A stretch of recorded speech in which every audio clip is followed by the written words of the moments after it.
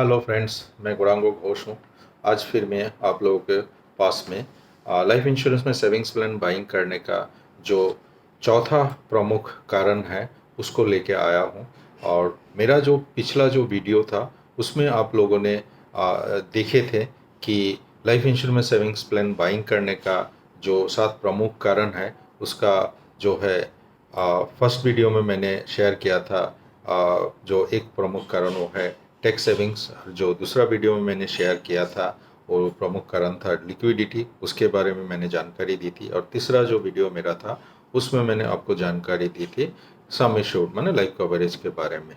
तो आज हम लोग जानेंगे चौथा प्रमुख कारण लाइफ इंश्योरेंस प्लान में सेविंग्स करके आप चौथा प्रमुख क्या बेनिफिट ले सकते हैं। तो चौथा प्रमुख बेनिफिट ये है कि यहाँ पे आप अगर कोई भी लाइफ इंश्योरेंस प्लान बाइंग करते हैं सेविंग्स प्लान, तो आपको ना एक डिसिप्लिन सेविंग्स पर्सन बना देता है और आप एक सिस्टमेटिक वे में आप अपना मनी को सेव करते हैं।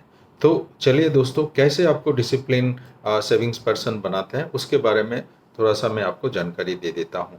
क्योंकि जब भी कोई भी इंश्योरेंस कंपनी में आप सेविंग्स प्लान बाइंग करते हैं तो वो प्लान आपका जो है 5 साल, 7 साल, 10 साल, 15 साल, 20 साल का जो अवधि होता है उसके लिए होता है। और उसका जो भुगतान है आप ये हर साल सालाना आप पे कर सकते हैं, या 6 महीने में आप पे कर सकते हैं, ये 3 महीने में भी आप पे कर सकते हैं, या मंथली में भी आप पे कर सकते हैं।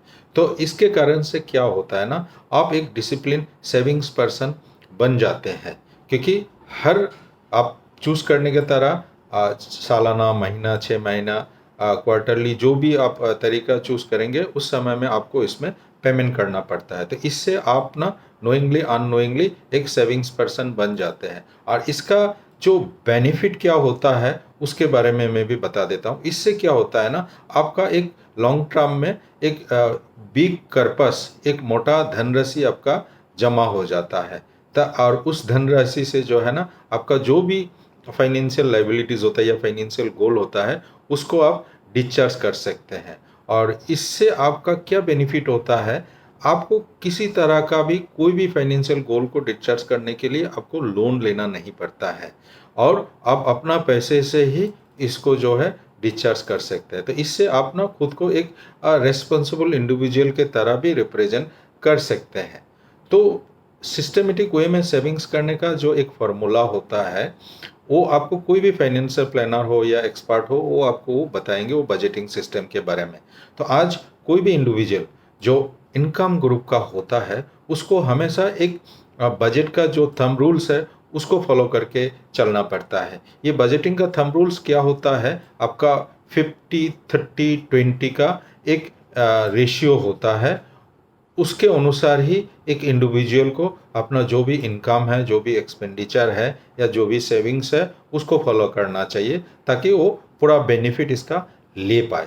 तो चलिए दोस्तों, इसके बारे में और थोड़ा सा जानकारी मैं देता हूँ। तो जैसे कि मान लीजिए कोई भी इंडिविजुअल का सालाना जो भी इनकम होगा या मंथली जो भी इनकम होगा, मान लीजिए किसी का अगर 100 रुपया का इनकम है तो उनका 100 रुपया का 50% जो है वो इंडिविजुअल अपना जो भी नीड्स है उसके कारण से वो उसको एक्सपेंडिचर करते हैं। और बाकी जो 30 रुपीज़ है वो अपना जो भी वांट्स है उसके लिए वो उसको एक्सपेंडिचर करते हैं। और 100 रुपये का जो बचा 20 रुपया वो उसको क्या करते हैं, सेविंग्स करते हैं।